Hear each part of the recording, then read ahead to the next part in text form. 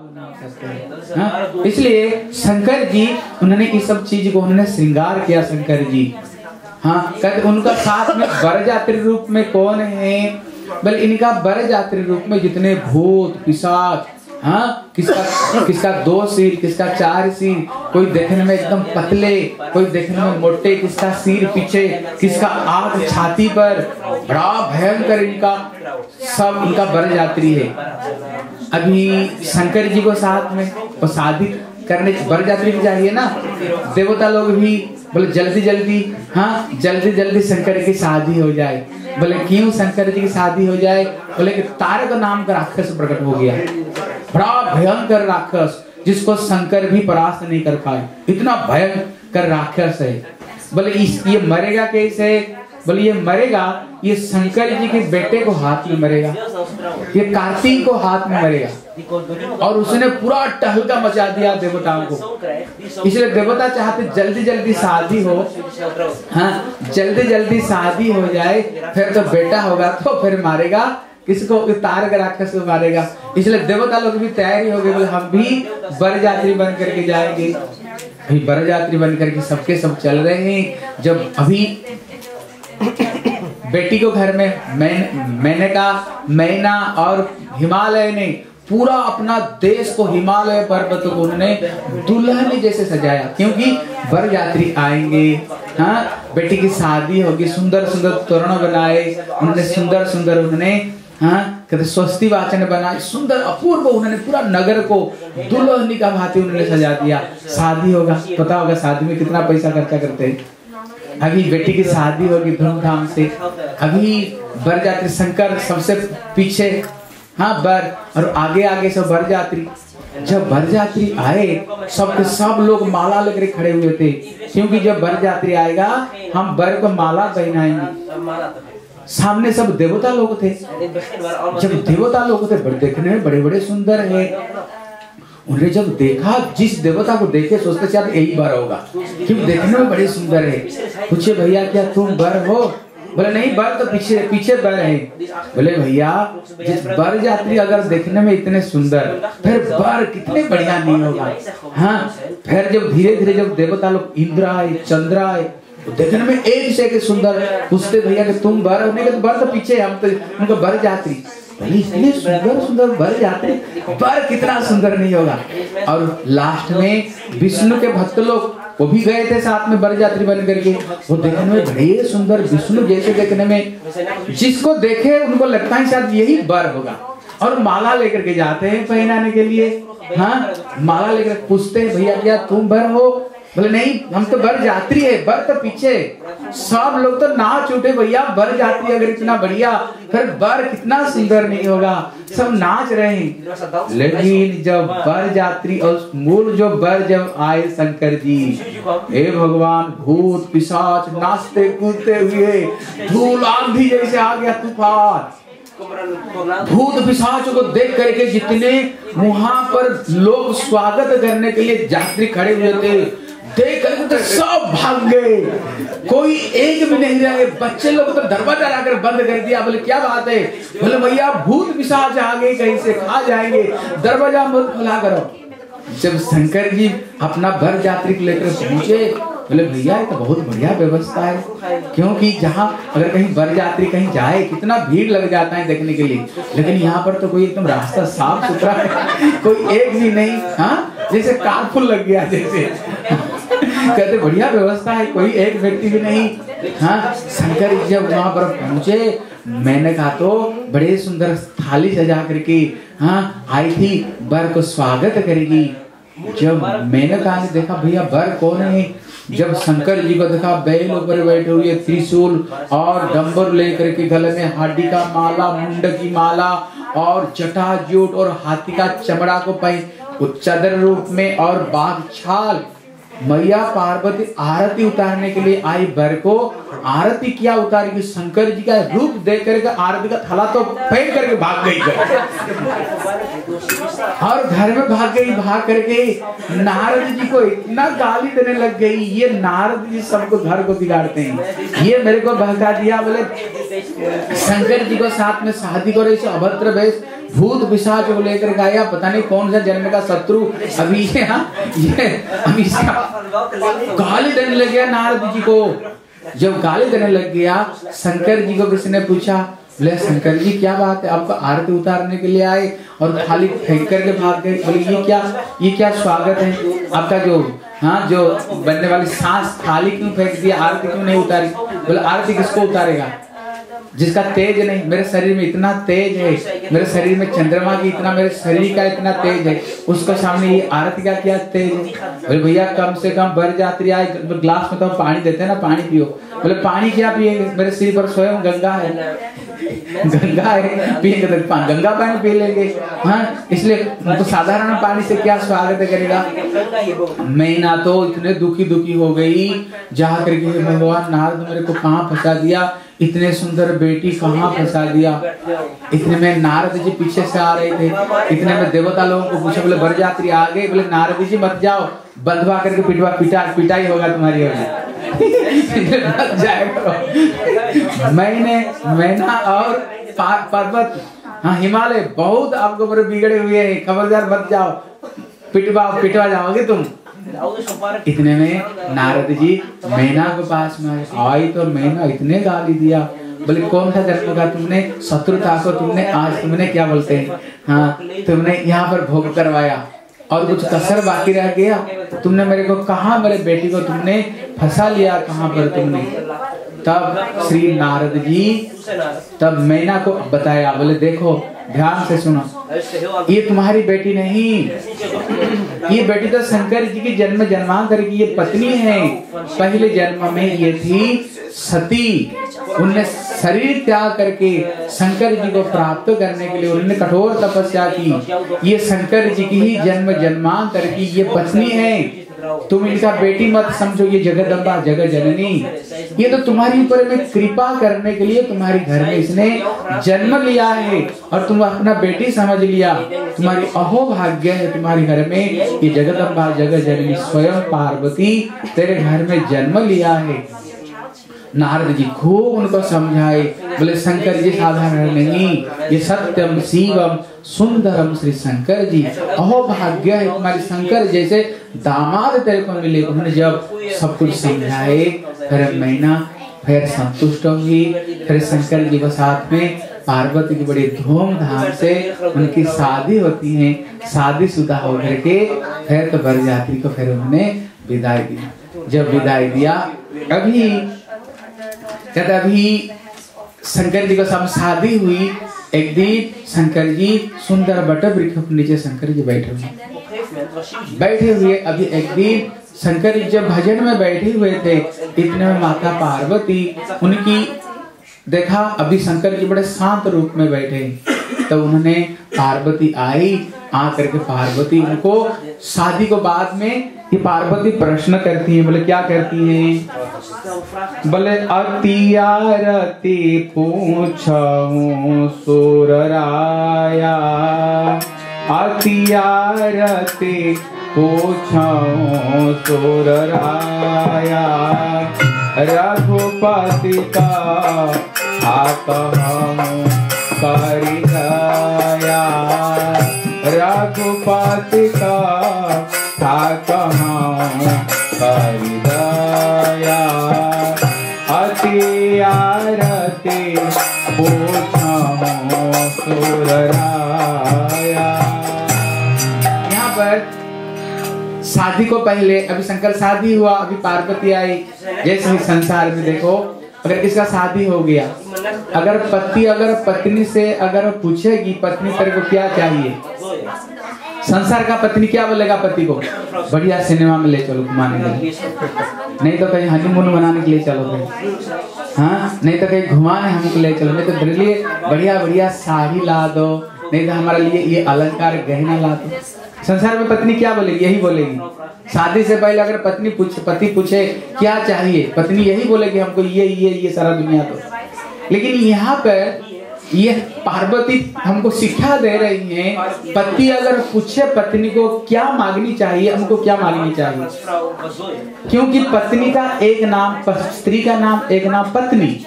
हमारी संस्कृत में जितने भाषा में शब्द है वो सबके सब हमारे भारतीय संस्कृत से युक्त उसमें है। सारे भारतीय संस्कृत शब्द में ऐसे हमारे ऋषि मुनियों ने जो जो शब्द रखा है ऐसे नहीं रख दिया, पति ऐसे नहीं रख दिया, पत्नी ऐसे नाम नहीं रख दिया, उसका अंदर में सब शिक्षापूर्ण वस्तु है।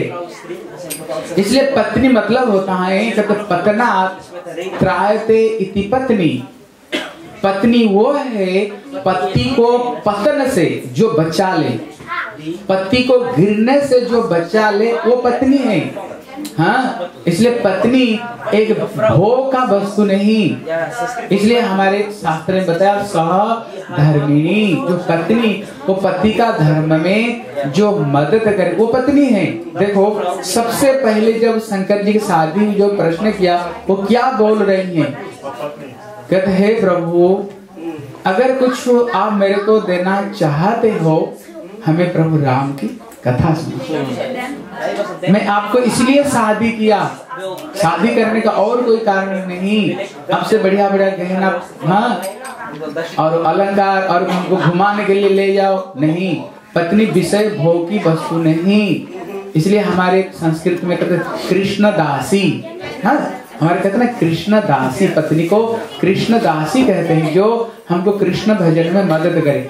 इसलिए संतों का कहना बोले स्त्री का दो रूप है, कहते एक महामाया रूप और एक जोग माया रूप है। हाँ, कहते ये जो महामाया रूप में जो पत्नी, कहते एक पत्नी पति को भगवत धाम में ले जा सकती है और एक पत्नी को सीधा नरक में ले जा सकती है। अगर जोग माया रूप में हो, पत्नी पति को भजन में मदद करती हैं, इसलिए वो गोविंद दामोदर माधवेति वो भजन में गाते हैं। पत्नी पहले उठती है, उठ करके पति को जगाती है, बोले पति जल्दी जल्दी उठो, सूर्य अस्त होते हुए जा रहा है, सूर्य निकलते हुए जा रहे हैं, अभी सो रहे, उठो जल्दी उठो, पति कृष्ण नाम गाओ, गोविंद दामोदर माधव, उठो, कब तक सोओगे, जल्दी उठो, भगवान का नाम लो। ये सूर्य रूपी अस्त मतलब ये काल, हमारे सबके सब ये काल हमारे नष्ट होते जा रहा है, मत सो, उठो, जल्दी जगो और भगवान का नाम लो। बोले ये पत्नी है जो पति को भजन में मदद करती है। इसलिए यहाँ पर पार्वती प्रश्न कर रही तो मेरे को केवल प्रभु राम की कथा सुनाओ, हमको और किसी चीज की जरूरत नहीं। क्योंकि हर जन्म जन्म में गधे सुअर पेड़ पौधा कितने जन्म में भटकते भटकते यही विषय को हम भोग करते करते आए। अगर ये मानव शरीर पा करके अगर विषय भोग में लगा दिया तो फिर जीवन का क्या महत्व रह गया। तब देखो यहाँ पर शंकर जी पार्वती को क्या बोल रहे हैं, ये यहाँ पर बोल रहे हैं शंकर जी, बोले जिन्नी हरि कथा सोनी नहीं काना, जिन्नी हरि कथा सोनी नहीं काना, श्रवण रंग आई भवन समाना, श्रवण रंग आई भवन समाना, नयन कत नहीं देखा, नयन रत नहीं देखा, लोचन मोर पंखा करिलेगा, आलोचन मोर पंखा करिलेगा। शंकर जी कहते पार्वती भगवान ये जितने सारे इंद्रिय दिया है, हाँ, अगर इन्हीं हाथों को पार्वती अगर प्रभु को सेवा में हम नहीं लगाते, ये हाथ दिया है, बोले यहाँ से यहाँ तक तुमने अलंकार पहन कर रखे हो, लेकिन इन्हीं हाथों से ठाकुर को सेवा नहीं कर रहे हो, बोले ये हाथ नहीं, कहते ये मरा हुआ हाथ है। हाँ, कहते इन्हीं जो भगवान ने आंख दिए हैं, अगर इन्हीं से ठाकुर का दर्शन नहीं कर रहे हो, कहते ये मोर पंख में भी बड़े सुंदर सुंदर आंख है, वो आंख को क्या लाभ है। कहते ये सिर को अगर ठाकुर जी के चरण में प्रणाम नहीं, बात नहीं करना, ये सिर को अगर प्रभु का चरण में प्रणाम नहीं करते हो, फिर ये सिर क्या है, एक भार मात्र है जो संसार में डुबा देगा। बोले जिन्हीं कानों में हरि कथा नहीं सुनते हो, बोले कान नहीं, ये 2 बीन मात्र है जिसमें काल और सर्प निवास कर रहा है।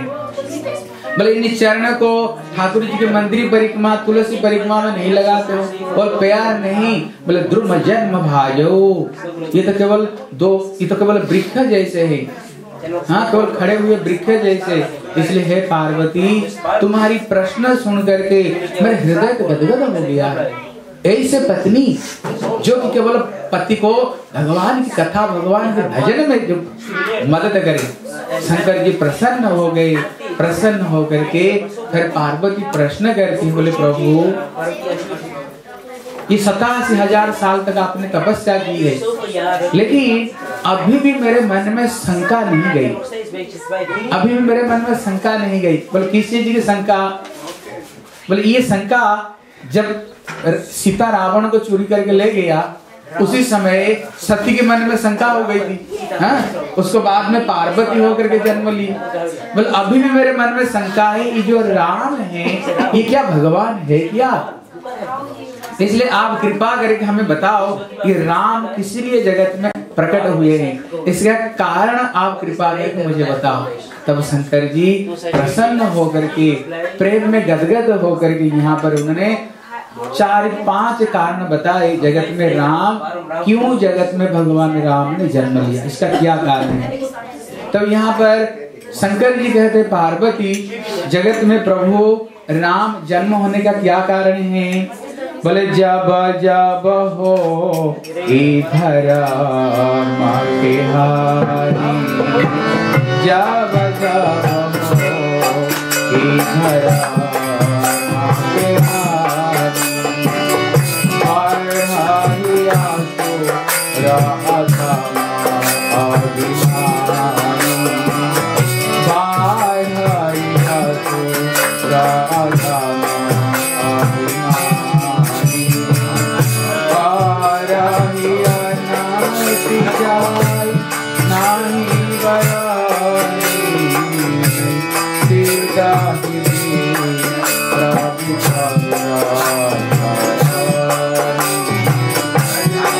यहाँ पर भगवान राम कह रहे, बोले पार्वती, बोले जदा जदा ही धर्मस्य ग्लानिर्भवति भारत, अद्भुतानम धर्मस्य तदात्मन सृजामि।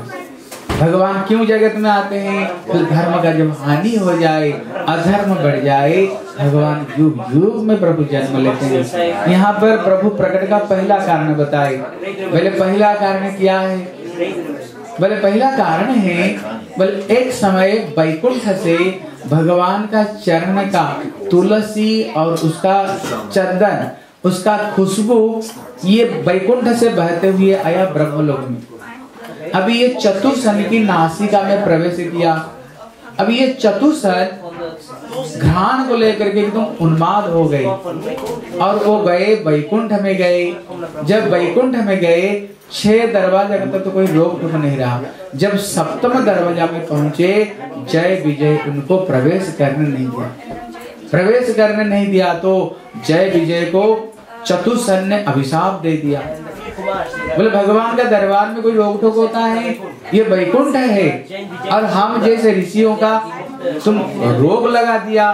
बोले हम तुमको अभिशाप देता हूँ, जाओ तुम दोनों राक्षस जोनि में चले जाओ। अभी इसको सुनते ही रोने लग गए। इतने में प्रभु नारायण आ गए। बोले क्या बात है? बोले ऐसे ऐसी बात है। बोले कोई चिंता मत करो, ये मेरी इच्छा है, नहीं तो वैकुंठ से कोई पतन नहीं होता है। बोले प्रभु जी का क्या इच्छा है? बोले भगवान को बताया, अखिल रसामृत मूर्ति, सारे रस का मूर्तिमान स्वरूप भगवान है।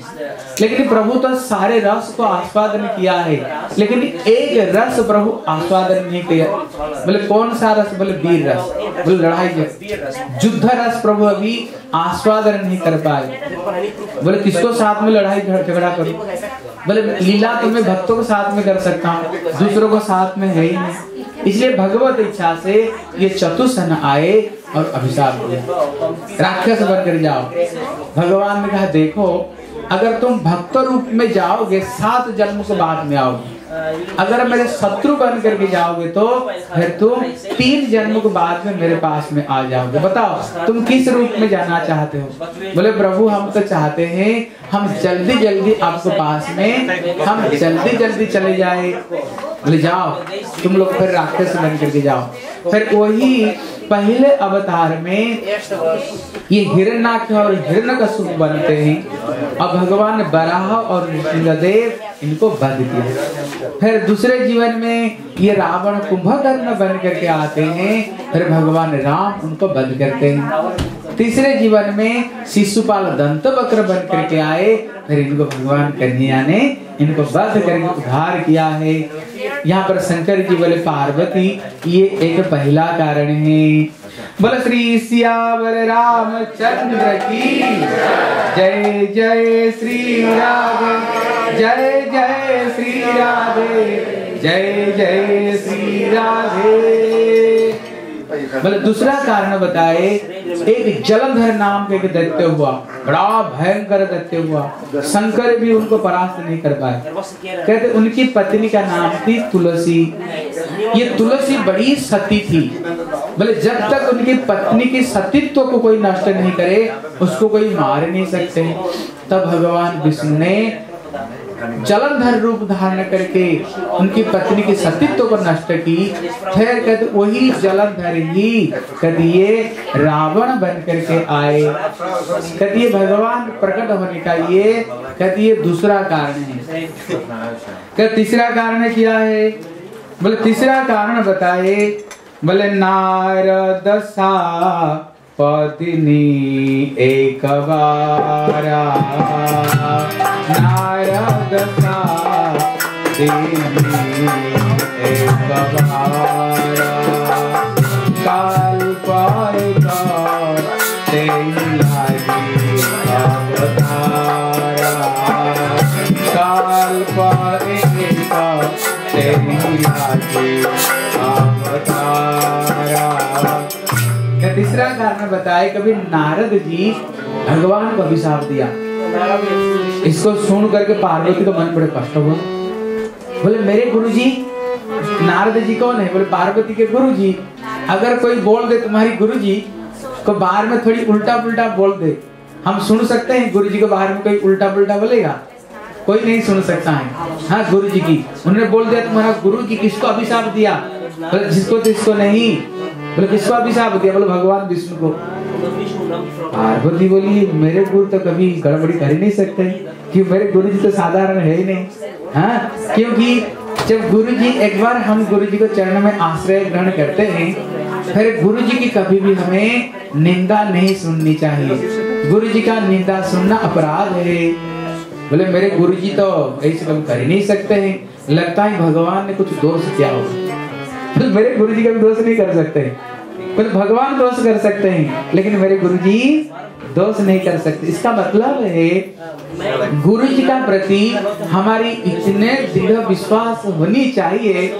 बोले भगवान भले ही कभी गड़बड़ कर ले लेकिन मेरे गुरु जी कभी गड़बड़ नहीं कर सकते। पर गुरु जी की प्रति इतने हमारी दृढ़ विश्वास होनी चाहिए। इसलिए सती बोली मेरे गुरु जी कभी गड़बड़ कर नहीं सकते, जरूर नारायण कुछ गड़बड़ किए होंगे। हाँ तब यहाँ पर प्रश्न करती है पार्वती, बताओ किस लिए मेरे गुरु जी अभिशाप किया? जरूर कुछ भगवान गड़बड़ी किए होंगे। तब उन्होंने सुनाया, बोले देखो ये दक्ष प्रजापति ने नारद जी को जब उन्होंने अभिशाप दे दिया, बोले मेरे सारे बेटे को तुम जैसे भिखारी हो, हाँ, और मेरे सारे बच्चों को तो भिखारी बना दिया। हम तुमको अभिशाप देता हूँ, हाँ, एक क्षण भी कहीं एक जगह में टिक नहीं सकते हो। टिकोगे तब तो दूसरों को बिगाड़ोगे। अभी नारद जी सर्वत्र भ्रमण कर रहे हैं। करते करते नारद जी पहुंच गए हिमालय में। देखा बड़ा सुंदर स्थान है, बड़ा मनोरम स्थान है। तब नारद जी वहाँ तपस्या में बैठ गए। तपस्या में बैठ गए तो इंद्र को डर गया, बोले हे भगवान ये इतना कठोर तपस्या कर रहा है। इंद्र सोचा हो ना हो मेरे राज्य को ये ले नहीं आए, इसलिए उन्होंने डर गए। डर करके उन्होंने इंद्र ने कामदेव को बुलाया, रंभा, उर्वशी, मेनका ये सबको उन्होंने बुलाया। बोले नारद जी का भजन तोड़ दो। लेकिन नारद जी तो साधारण है नहीं, वो तो परम भगत है। उन्होंने बड़े कोशिश कर दिया, कामदेव ने सारे कोशिश कर लिया, लेकिन नारद जी का भजन को उन्होंने किसी तरह से नारद जी का भजन को टस से मस नहीं कर पाए। जब टस से मस नहीं कर पाए उन्होंने गाते गाते हार गए। ढोलकी बजाते बजाते अंगुल फट गया, गाते गाते उनका गला भी सूख गया, नाचते नाचते पैर थक गया, रंभा और बस मैंने कहा। लेकिन नारद जी का भजन में टस से मस नहीं हुआ। बोले इसका कुछ भी नहीं हो रहा है, तो कुछ नहीं हो रहा है। फिर कामदेव लास्ट में नाचते नाचते उनको चरण में गिर गया। जितने अफसर सब नाचते नाचते गिर गए। बोले श्री नारद बाबा की बस। उन्होंने नारद जी बोले बाबा जी आपका जय जयकार हो, आपका भजन को कोई तोड़ नहीं सकते हैं, आपका भजन को। जब उन्होंने इतना बोले बस नारद का छाती तो इतना बड़ा हो गया। बोले ये शंकर को भी माया ने शंकर जी को भी पतन कर दिया। ये माया में इतने शक्ति है। शंकर जी का भी कभी अभिमान हो गया, भगवान के मोहिनी रूप देखने के लिए चाहा, लेकिन भगवान के मोहिनी रूप शंकर जैसे व्यक्ति मोहिनी रूप देखकर पागल हो गए। सती को पत्नी को छोड़ दिया और नंगे होकर के उनको पूरा घुमा दिया शंकर जी को माया। ब्रह्मा जी को भी कभी अभिमान हुआ, वो अपना बेटी का प्रति आसक्ति हो गए। ये माया इतना बलवती। कभी विश्वामित्र को भी कठोर तपस्या कर रहे थे पहाड़ के ऊपर में, मेनका वहां प्रकट हो गई। बस भजन साधन गया, संतों को संसार में लगा दिया। इंद्र जैसे व्यक्ति अहल्या के प्रति आसक्ति हो गई, कितना दुर्गति भोगना पड़ा। इसलिए ये काम किसी को नहीं छोड़ा, ये माया किसी को छोड़ी नहीं। इतने शक्ति ये माया में है। बस नारद को अभिमान हो गया, जो काम कोई नहीं कर पाई वो काम को मैंने कर दिया। बस उन्होंने गए ब्रह्मा जी को बोले पिताजी आप जो काम नहीं कर पाए मैं वो काम करते। बोले राम ने खबरदार बोलना नहीं, तुमको पता नहीं है माया की कितने शक्ति। बोले इतना बड़ा काम करते मेरे को बढ़ावा नहीं दे रहे। शंकर जी के पास में गए, बोले आप तो मेरे बड़े भैया हो, सत्यम शिवम सुंदरम, आप जो काम नहीं कर पाए वो काम को मैंने कर दिया। बोले क्या किया? बोले माया को जीत लिया। बोले राम राम राम राम, बोलना नहीं करना, तेरे को पता नहीं है माया में कितने शक्ति। बोले खबरदार, मेरे को बोल दिया, लेकिन भगवान विष्णु को बोलना नहीं। नारद जी का भैया ये क्या बात है, ये ऐसे क्यों बोला भगवान विष्णु को नहीं बोलना? मैं इतना बड़ा काम कर दिया जो काम कोई नहीं कर पाए, और बोले भगवान विष्णु को बोलना नहीं। बोलना तो उनको ही बोलना चाहिए पहले, जो काम मैंने किया। बस नारद जी अपना बीणा उठाए सीधा बैकुंठ में गए। उन्होंने भगवान को बोले प्रभु जो काम जगत में कोई नहीं कर पाए मैं वो काम कर दिया। बोले क्या किया? बोले माया को मैंने जीत लिया। भगवान देखा इसका फोड़ा हो गया, ऑपरेशन करना पड़ेगा। हाँ, इसका अभिमान हो गया है। हाँ, इस सबको उन्होंने नेग्लेक्ट कर रहा है। इतने में भगवान ने कहा देखो एक तो मायापति में और तुम मेरे बेटा हो, माया को जीतोगे। हाँ, इसलिए भगवान ने कहा ठीक है, खूब बढ़ावा दिया। बोले भगवान ही अकेला जो सबको सम्मान दे सकते। नारद जी उतर रहे थे, इतने में भगवान बीच में एक स्वयंवर सभा रचना कर दिया, जिसमें अपूर्व एक कलावती नामक एक सुंदरी उन्होंने लड़की को सृष्टि कर दिया। हाँ, और एक राजा को बना दिया स्वयंवर सभा में। वो बेटी जिसको गले में माला डालेगी वही पति बनेगा। जब नारद जी उतर रहे थे, राजा ने नारद जी को स्वागत किया। बोले मेरे बेटी का थोड़ा हाथ देख लो। नारद जी उसको हाथ देख करके बोले हे भगवान ये बेटी तो साधारण है, ये बेटी को साथ में जिसके शादी होगी वो तो घर में लक्ष्मी उसको घर में टिकी रहेगी, लक्ष्मी अचला रूप में रहेगी, और उसका पति कभी मरेगा नहीं, उसका पति का जस सारा दुनिया में जाएगा। नारद जी उसका रूप इतने सुंदर थी वो लड़की राजकुमारी। नारद जी का मुंह में तो पानी आ गया। बोले भैया सब जुड़वा जुड़वा है, लक्ष्मी नारायण, सीता राम, राधे श्याम, इंद्र सची, ये सब जुड़वा मैं अकेला हूँ, ये तो इसका अंदर में सारे सद्गुण हैं। उसने क्या किया, वो बात को हृदय में छुपा करके वो इसी जगत में क्या आएगा, सीधा नारायण को पास में गए। बोले प्रभु आपसे मैंने कभी कोई चीज मांगा ही नहीं, एक चीज थोड़ी समय के लिए मांगना चाहता हूँ। बोले क्या, बोले ये आपका ये सुंदर रूप मेरे को दे दो।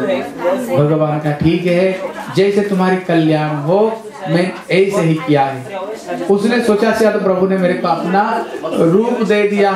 वहां से सीधा उतर करके वो बेटी बरमाला लेकर के घूम रही थी। वो बेटी जहाँ जाए नारद जी अपना सिर को वहीं पर बढ़ा दे, लेकिन उसका मुंह तो काला बंदर का मुंह। वो बेटी रूप देकर नाक सिकुड़ती हुई दूसरे तरफ में चली जाती है।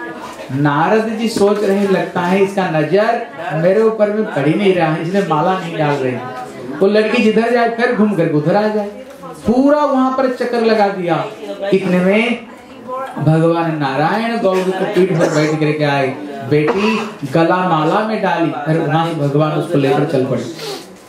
इतने में वहां शंकर जी के 2 दूत थे, वो 2 ब्राह्मण रूप धारण करके आए थे और उसको खिली उड़ा रहे थे। बड़े सुंदर देखने में, बड़े सुंदर है, लड़की तो जरूर माला देगी तुम्हारे गले में। उसको बहावा बढ़ा रहे थे, उसको पता नहीं चल रहा था। जब लड़की को भगवान लेकर के चले गए, वो दोनों ब्राह्मण ने कहा, बोले अपना मुंह तो थोड़ा देखो सही, एक पानी को अंदर में देखो अपना मुंह को देखा, पूरा काला बंदर का मुंह था। है तो उसको क्रोध आया, भगवान नारायण को उन्होंने अभिशाप दिया। बोले लगता है तुम्हारे ऊपर में और कोई है नहीं तुमको शासन करने वाले, इसलिए तुम्हारी इतने घमंड हो गया। भगवान को बोलने लगे हाँ, और मेरे को बोले मैं अपना रूप दे दिया और बीच में आकर के उसको उठा कर लड़की को ले गए और काला बंदर मुंह मेरे को दे दिया। इतने में भगवान को तो नारद जी अभिशाप दे दिया। बोले मैं तुमको अभिशाप देता हूँ, जिस लड़की को पीछे मेरे को तुमने ये दर दर भटका लिया, इसी लड़की को पीछे एक दिन तुम्हें भी दर दर भटकना पड़ेगा। जब इतना बोले भगवान अपना माया को भगवान हटा लिया। देखा लड़की फड़की कुछ है ही नहीं, वहां पर नारद और नारायण और कुछ है नहीं। फिर नारद जी देखा ही भगवान, मेरा मन में तो अभिमान हो गया था, माया को मैंने जीत लिया, लेकिन ये यहाँ पर माया में मुग्ध हो गया। इतने में नारद जी भगवान से बोले प्रभु आप तो स्वयं शादी कर लिया लक्ष्मी को साथ में, हाँ लक्ष्मी को साथ में, और मेरे को ये माया से क्यों हटाया, और ये बंदर मेरे को बंदर आपने क्यों बनाया। भगवान ने कहा नारद जी तेरे को तो मेरे को बढ़ावा देनी चाहिए, मेरा गुणगान करनी चाहिए, मेरा जसगान गानी चाहिए। बोले क्यों। बोले नारद जी तेरे को एक दिन मैंने बंदर बना करके एक बार बंदर बनाने से तेरे को मुक्त कर दिया। बोले प्रभु इसका मतलब क्या है। बोले मतलब क्या, अगर तुम शादी कर लेता है ना, फिर जिंदगी भर बंदर का नाच तुमको पत्नी को सामने नाचना पड़ता।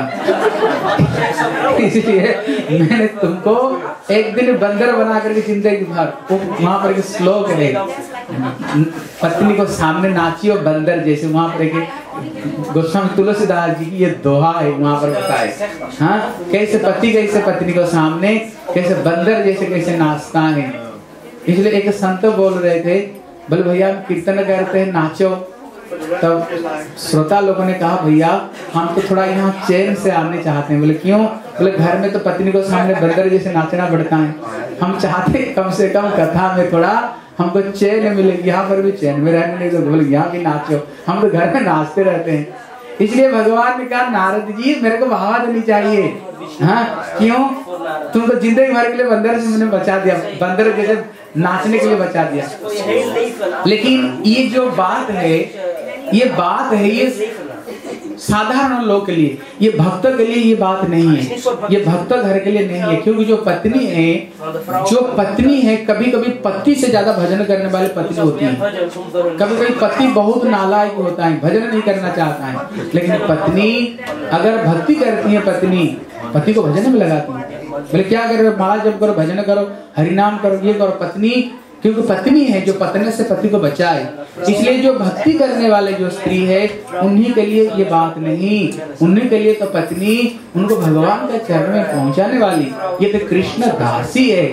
लेकिन ये दुनिया के लिए जो भजन नहीं करते हैं उन्हीं के लिए ये बात है। इसलिए यहाँ पर शंकर जी बताए कहते ये बहुत सारे कारण हैं भगवान जगत में अवतीर्ण होने का। अभी ये लोग ने अभी रावण कुंभकर्ण और विभीषण रूप में कहते ये जन्म लेता है। हाँ, ये जय विजय ने जन्म लिया। जब जन्म लिया रावण ने जगत में इतने टहलका मचा दिया, इतने बलवान, उन्होंने ब्रह्मा शंकर जी को उपासना की और ब्रह्मा शंकर जी से वर मांगे, हमको ये वर दीजिए केवल 2 व्यक्ति को छोड़ करके जैसे हमें कोई मार नहीं सके। बोले कौन? बोले एक इंसान और एक बंदर। केवल इंसान बंदर को छोड़ करके हमको कोई नहीं मार सके। ब्रह्मा शंकर से वरदान मांग लिया, ब्रह्मा शंकर वरदान दे दिया और विभीषण ने भगवान के चरण में भक्ति मांगी और उन्होंने रावण लंकापुरी में उन्होंने अपना राज्य को बैठा दिया। इतने बड़ा उसका परिवार था। कहते लंकापुरी त्रिकोट पर्वत नाम का इसका था। अद्भुत इनको मैदानों ने अद्भुत उन्होंने बनाया। कहते अमरावती जो स्वर्ग है बल्कि उससे भी ज्यादा सुंदर है। कहते ये लंकापुरी। पहले यहाँ पर कुछ गंधर्व लोग देवता लोग निवास करते थे, लेकिन रावण ने उनको मार मार कर भगा दिया और लंका के ऊपर में अपना अधिपत्य विस्तार कर दिया। और उन्होंने आदेश दिया कि देवता लोग हमारे शत्रु है, इनको किसी तरह से मारो, कहीं यज्ञ करने नहीं दो, गायों को वध करो, कहीं भगवान का भजन नहीं कर पाए, जगत में कोई भगवान की भक्ति उपासना होनी नहीं चाहिए। और इनका पुत्र पौपुत्र ने जगत में टहलका मचा दिया। जगत में कहीं भी ठाकुर का नाम कीर्तन यज्ञ कथा कहीं भी नहीं। अभी पृथ्वी बड़ी दुखी होकर के उन्होंने गए पितामह ब्रह्मा जी को पास में, फिर ब्रह्मा जी शंकर जी को पास में गए, फिर इंद्र सारे देवता लोग सोचा अभी क्या करनी चाहिए। बोले भगवान को स्मरण करो। बोले भगवान कहाँ है? बोले भगवान 2 जगह में। बोले एक तो भगवान वैकुंठ में और एक भगवान क्षीर समुद्र में। ये 2 जगह में ठाकुर जी मिलेंगे। इतने में शंकर जी कहते बोले पार्वती, लेकिन मैंने एक बात बताया जिसको सुनकर लोग खुश हो गए। बोले भगवान तो है 2 जगह में, लेकिन भगवान कण कण में व्याप्त है। भगवान है नहीं कहाँ पर, इसलिए हरि व्याप्त सकल सर्वदा। हरि प्रेम ते प्रकट हो जाए। बोले हरि तो सब जगह में है, लेकिन केवल प्रेम को द्वारा हम भगवान को प्रकट करनी चाहिए। भगवान कण कण में व्याप्त है, इसलिए भगवान को चलो हम भगवान को सबके सब मिल करके हम भगवान को पुकारेंगे, फिर भगवान प्रकट होंगे। सारे देवता लोग फिर भगवान को पुकार रहे हैं। बोले जय जय सुरनायक, जय जय सुरनायक जन सुखदायक, प्रणत पाल भगवंता। जय जय सुरनायक जन सुखदायक, प्रणत पाल भगवंता। मोदी जय सुता प्रिय शांता, पालन सुखधारण आधुत करण, मरम न जानन कोई, जो सरज कृपाला दीन दयाला, करौ अनुग्रह सोई। जय जय सुखनायक जन सुखदायक, प्रणत पाल भगवंता। गोदी जहि प्रसारी जय अभिधारी, सिंधु सुता प्रिय शांता, आनंद करणी आधुत करणी, मरम न जानहि कोई, ओ सहज कृपाला दीन दयाला, करौ अनुग्रह सोई। सियावर रामचंद्र की। देवता लोगों ने भगवान से प्रार्थना किया। भगवान संतुष्ट होकर के गंभीर स्वर से भगवान ने कहा कोई चिंता मत करो, मैं जल्दी जल्दी जगत में प्रकट हो रहा हूँ। बोले हे देवताओं, तुम लोग सबके सब जा करके बंदर रूप में पृथ्वी पर जन्म ग्रहण कर लो। हाँ, अभी मैं जल्दी जल्दी प्रकट होकर के ये पृथ्वी का सारे भार को मैं उतार लूंगा। भगवान ये बोल दिया, जो बोल दिए अभी भगवान, अभी श्री दशरथ महाराज की कथा आता है। शंकर जी कहते पार्वती और प्रकट अभी भगवान कहाँ पर होंगे? बोले श्री दशरथ नाम के एक राजा थे, कहते उनका नाम क्या? बोले इनका नाम दशरथ है। दशरथ मतलब है 10 दिशा में जिनका रथ चलता था। कहते इनको घर में सारे सुख है, लेकिन एक चीज की कमी है, घर में कोई संतान नहीं, इसलिए वो बड़े दुखी थे। एक दिन उन्होंने बड़े दुखी होकर के उन्होंने अपना पुरोहित श्री वशिष्ठ को जा करके बोले गुरुजी, ठाकुर के आशीर्वाद से मेरे घर में किसी चीज की कमी नहीं, लेकिन घर में एक चीज की कमी है, घर में मेरे कोई संतान नहीं। बोले एक समय दशरथ महाराज क्यों दुखी थे? इसका 2 कारण बताए। बोले पहला कारण बताए, ये दशरथ महाराज इतने पराक्रमी हुए, कहते नियम है जो 100 अश्वमेध यज्ञ करेगा वो जाकर के इंद्र आसन में बैठ सकता है। लेकिन ये विश्वामित्र जी, हमारे दशरथ महाराज इतना पराक्रमी थे, जब ये जाते थे स्वर्ग में, इंद्र आधा आसन छोड़ देता था। आधा आसन में इंद्र और आधा आसन में दशरथ महाराज बैठते थे। इतने पराक्रमी दशरथ महाराज हुए। अभी जब वो स्वर्ग में जाते थे, अभी इंद्र एक सुंदर पुष्प की माला, जो पारिजात पुष्प, जो इसे मरते जगत में नहीं होता है, वो केवल स्वर्ग में होता है, जो पुष्प कभी नहीं मुरझाता। इंद्र एक सुंदर पारिजात के पुष्प की माला श्री दशरथ महाराज के गले में देते थे। हाँ, अब दशरथ महाराज जब आते थे, वो स्वर्ग से वो माला को लेकर के आते थे। ये पत्नियां पूछती थी, बोले आप स्वर्ग से हमारे लिए क्या लाए हो? तब ये फूल की माला देते थे। ये पारिजात पुष्प है, केवल ये स्वर्ग लोक में उपलब्धि, और फूल कभी मुरझाता नहीं, ये पत्नी को देते थे। एक दिन उन्होंने गए, इनको गले में एक माला पहनाई। जैसे हमारे गले में माला पहनाते ना, फिर क्या करते हैं, ये माला को उतार करके फिर रख देते हैं। उन्होंने माला को उतार करके सिंहासन में रख लिया था। जब उन्होंने उधर से वापस आए, थोड़ी दूर आए तो उनको याद आ गया, हम तो फूल की माला छोड़ करके आ गया, जाते ही रानियां हमें प्रश्न करेगी। हाँ, इतने में जब उन्होंने वापस गए, देखा जिस सिंहासन में बैठे हुए थे, रत्न के सिंहासन, उसको धुलाई पुछाई कर रहे हैं, उसको साफ सुथरा कर रहे हैं। दशरथ महाराज ने पूछा, भाई इसको साफ सुथरा क्यों कर रहे हो? इतने में इंद्र ने कहा, दशरथ महाराज आप दुखी मत होना, इसलिए हम साफ सुथरा कर रहे हैं, आपका संतानहीन है, इसलिए आप यहाँ पर बैठे थे, इसलिए ये स्थान अपवित्र है, इसलिए हम ये स्थान को साफ सुथरा कर रहे हैं। इसको सुन करके दशरथ महाराज इतने दुखी हुए, बोले पुत्रहीन हो तो इतना दुख कष्ट है? हाँ, जिस आसन पर बैठे वो आसन भी गंदा। हाँ, फिर उन्होंने एक दिन देखा, कहते श्री वशिष्ठ जी का जो पत्नी अरुणधति का जो बेटा एक दिन रो रहा था। तब दशरथ महाराज बोले तू क्यों रो रहे हो? बोले इसलिए मैं रो रहा हूँ, हमारा तो काम पुरोहित का काम, मेरे पिताजी आपका पुरोहित का काम किया करके अपना संसार को लालन पालन किया, अभी मैं किसका पुरोहित बनूं? क्योंकि आपका तो संतान है ही नहीं, फिर मेरा जीवन निर्वाह कैसे होगा? इसलिए मैं रो रहा हूँ।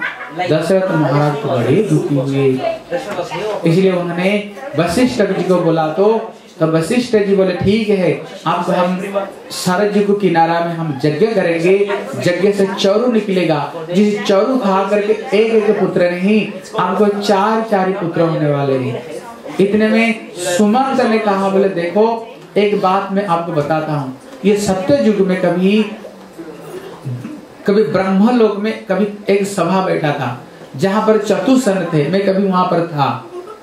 वो बोल रहे थे यज्ञ विधि विधान को साथ में होनी चाहिए, तब तो वो यज्ञ फलदायी होता है। और ऐसे व्यक्ति यज्ञ करे जो बचपन से जन्म से आकुमार ब्रह्मचारी हो, और 8 तरह का ये मैथुन होता है, 8 तरह का मैथुन। बोले 8 तरह का मैथुन से जो संपूर्ण अलग हो। मतलब मैथुन मतलब स्त्री संग है, जैसे मानसिक रूप में, डायरेक्ट रूप में, चिंतन रूप में, दर्शन रूप में, बहुत रूप में ये चीज होता है। लेकिन ये 8 तरह का होता है। लेकिन ये 8 तरह से जो संपूर्ण अलग हो, जिनका हृदय में कहीं भी काम का कहीं लवलेश नहीं हो। अगर ऐसे व्यक्ति अगर यज्ञ करेगा तो वो यज्ञ से जो चरु निकलेगा उसको खा करके फिर संतान होंगे। बोले भैया ऐसे व्यक्ति मिलेंगे कहाँ से? बोले हाँ, एक विभांड नाम का ऋषि है, उनका एक पुत्र है। एक समय विभांड ऋषि पानी में वो तर्पण कर रहे थे। इंद्र डरते हुए एक अप्सरा को भेजा। अप्सरा को देख करके उनका बीज स्खलित हुआ। उसके एक हिरण ने पान किया। वो हिरण का गर्भ से एक संतान हुआ है। उसका एक सींग, उसका नाम ऋषभ सिंह है। लेकिन उनको लाना भी बहुत कठिन है। वो पिताजी को पास में रहते, बचपन में स्त्री देखा ही नहीं। तब वहां के जो वेश्याएं थी बोले ये काम हम करेंगे। तब ये वेश्याओं ने उनको भुला भटका कर किसी तरह से उनको ला करके फिर उन्होंने ये पुत्रष्टि यज्ञ किया।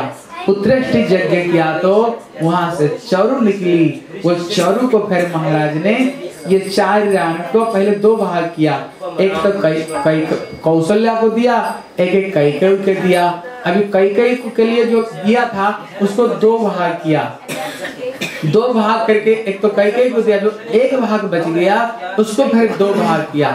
2 भाग करके कौशल्या और कैकेयी इनका अनुमोदन से उन्होंने सुमित्रा को दिया। फिर ये 4 रानियों ने फिर गर्भवती रही। गर्भवती रहने पर अभी भगवान जन्म होने वाले हैं। भगवान जन्म होने से पहले साधारण जगत में कोई राजा आए उसके लिए कितने स्वागत होता है। अभी साक्षात भगवान आ रहे हैं। ये पृथ्वी तो एकदम दुल्हन के भांति ये पृथ्वी सज गई, क्योंकि भगवान स्वयं आने वाले। देवता लोग आकाश मार्ग से आकर के गर्भ स्तुति कर रहे हैं भगवान की। अभी भगवान अभी जन्म लेंगे। बोले श्री सियावर रामचंद्र की, पवन सुत हनुमान की, जय जय श्री राधे। बोले भगवान कौन सा दिन जन्म लिया है? बोले 9वीं तिथि में। आप लोगों के पास में वो होगा ना, निकाल लो। भगवान जो जन्म हुए उसको जो गाते हैं उसको निकाल लो। गा सकते हो? हाँ, भाई प्रकट दयाला दीन, भाई प्रकट कृपाला दीन दयाला। अगर किसको पास में हो निकाल लो। भगवान राम जन्म लेंगे, उसको एक साथ में पढ़ लो। ये चीज को गा सकते हो? नहीं गा सकते? हाँ ठीक है। अभी भगवान राम का बधाई गा लो। ठीक है, इसको हम 2 लाइन पढ़ लेता हूँ। भाई प्रकट कृपाला दीन दयाला, कौशल्या हितकारी, हरसित महतारी मुनि मनहारी, अद्भुत रूप विचारी, लोचन अभिरामा, मनुजन श्यामा, निजायुत भुजचारी, भूषण बनमाला, नयन विशाला, शोभा सिंधु करारी, बहदू कर जोरी, आसुति तोरी, माया गुण जाना सीनियमाना, वेद पुराण बनाता, करुणा सुख सागर, तब गुण आगर, जय गावई स्तुति गाता, को मम हित लागी जन अनुरागी, मय प्रकृति सुखाता, ब्रह्मांड निकाया, निर्भय माया, रोम रोम प्रतिभेद करे, मम पुरुषो वासी योगासी, ओम चदिरमति चिरमय, रूप जप ज्ञाना, प्रभु मुस्काना, चरित भक्त विदिते न जय, कई कथा सुनाई, मातु बुझाई, जय प्रकार प्रेम लही, माता पुण्य बोली, सोमति बोली, भजन का हरो। प्रिय लीला प्रिय सुख परमानुपा तुमि वचन सुजाना रोदन खाना होई बालक प्रभु प्रिय चरित गावई हरि पद पावई ते नर पर नव गोपा बसी श्यावर रामचंद्र जी। अभी भगवान राम एकदम दिन दोपहर में भगवान प्रकट हुए। भगवान जब प्रकट होते ही दशरथ महाराज देख रहे थे कब घर में लाला हो। हाँ, इतने में एक दासी आकर के दशरथ महाराज से बोले, महाराज आपका एक सुंदर बालक श्याम सलना सा सुंदर एक बालक जन्म ग्रहण किया है। दशरथ महाराज सुनते ही प्रसन्न हो गए। ऐसे ही भरत लक्ष्मण राम लक्ष्मण भरत शत्रुघ्न 4 बालक जन्म हुए। राजा पूरा अयोध्या में ढिंढरा पिटवा दिए, लाला हुए हैं, सबके सब बधाई देने के लिए आओ। जितने अयोध्या वासी थे सबके सब 16 श्रृंगार 12 आभरण पहन करके और सबके सब तरह तरह का उपढौकन लेकर के उपहार लेकर के सबके सब आए और श्री दशरथ महाराज को बधाई दे रहे हैं। अभी दशरथ महाराज को बधाई दे रहे हैं। आप लोग बधाई का कीर्तन सुना कैसे अयोध्या वासी कैसे बधाई गा रहे हैं। बोलो श्री सियावर रामचंद्र की जय।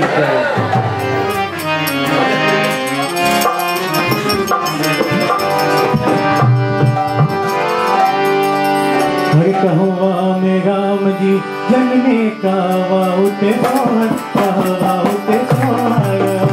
हरे कहवा में राम जी जन्मे कावा उते सोहर कहवा उते सोहर।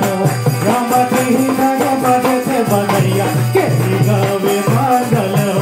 राम के ही गाय बाजे से बनैया के ही गावे मांगल हो। अयोध्या में राम जी जन्मे कहरिया उते सोहर कहरिया उते सोहर। अयोध्या में राम जी जन्मे कहरिया उते सोहर कहरिया उते सोहर। सती जगत राम जी जन्मे सती गावे मांगल हो। सती जगत राम जी जन्मे गावे मांगल हो।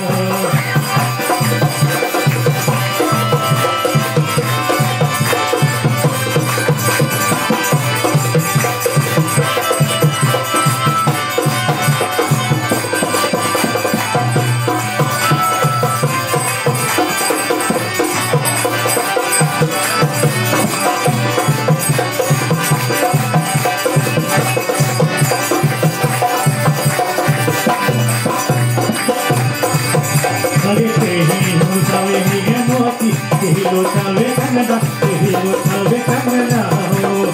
केही लुटावे हीरे मोती केही लुटावे कन्नड़ा केही लुटावे कन्नड़ा। रामा केही लुटावे धेनु भैया केही लुटावे हो। रामा केही लुटावे धेनु भैया केही लुटावे हो।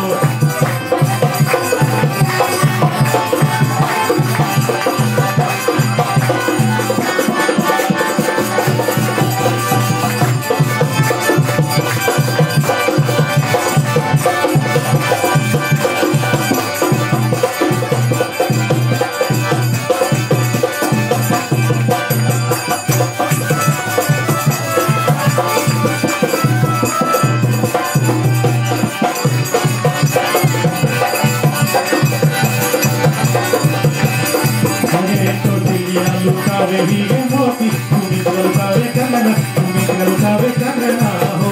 कौशल्या लुटावे हीरे मोती तुम्हें लुटावे कन्नड़ा तुम्हें लुटावे कन्नड़ा। सखी बसरा लुटावे धेनु भैया किसी ने दुख पावे हो।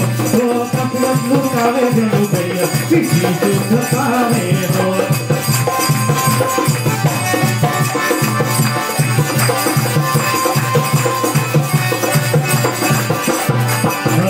जो यही मंत्र लगावे वो गाय के सुनावे वो गाय के सुनावे हो। जो यही मंत्र लगावे वो गाय के सुनावे वो गाय के सुनावे हो। सखी को है ऐसा मनोहर सुरैया फल पावे हो। सखी सोहर समनो दुनिया सतारे हो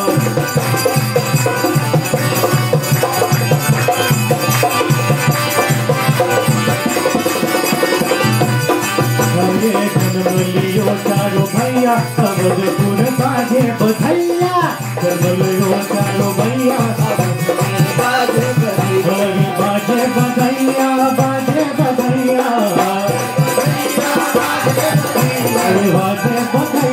बाजे बधैया बाजे बधैया जन्म लियो चारो भैया अवधपुर बाजे बधैया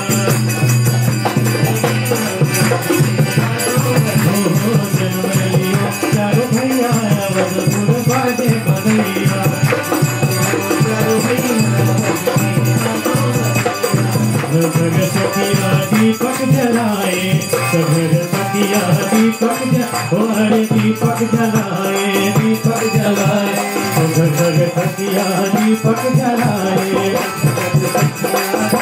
गुलाल के बादल उड़ाए गुलाल के बादल हर कलियों में खुशियों की दावत बाजे अरे बाजे सहनैया सहनैया जल्दियो चलो भैया अवधपुर बाजे बधैया बाजे बधैया जल्दियो चलो भैया अवधपुर बाजे बधैया बाजे बधैया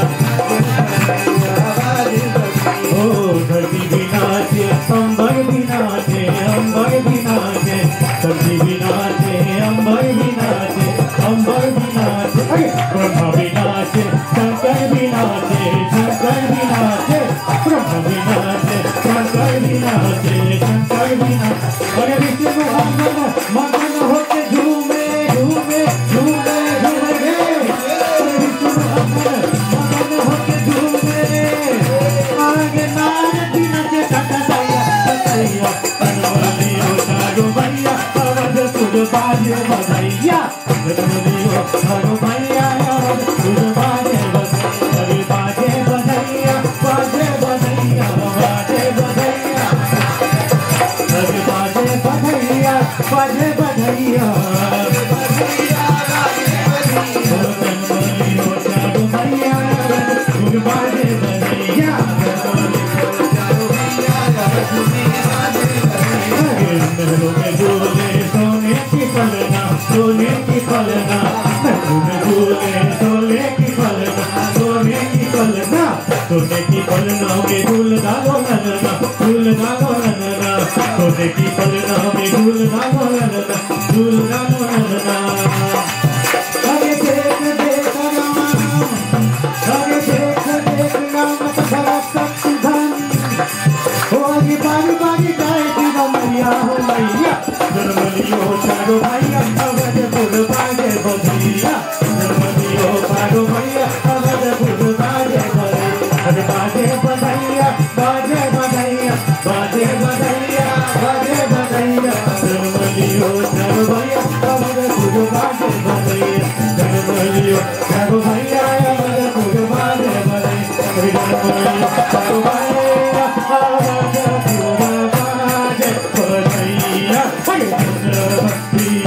चारो भैया अवधपुर बाजे बधैया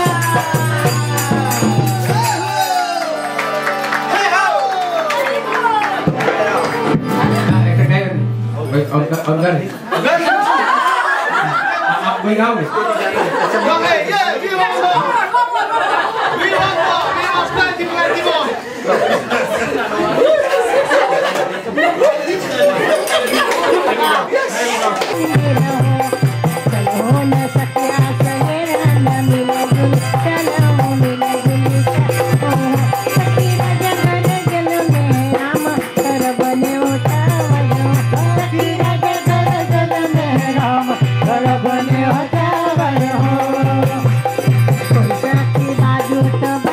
कोई रे गजरावट कोई रे गजरावट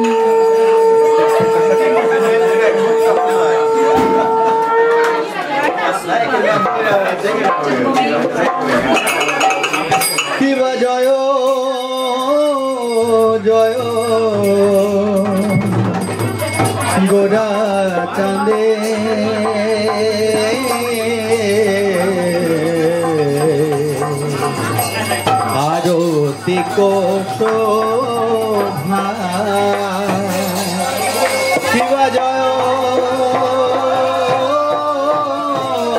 জয় গোরা চাঁদে আরতি শোভা জয় জয় গোরা চাঁদে আরতি কত বনে জগমনয়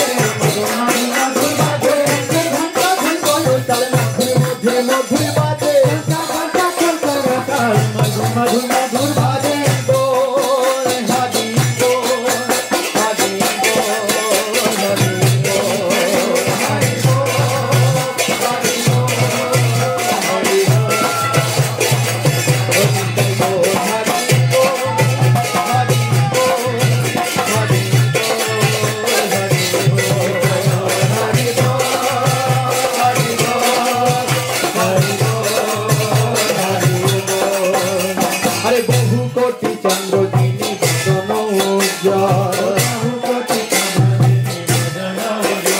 ও গেল দেশে বনমালা করে ঝলমল আরে শিব সুতনা রগ বিগত বন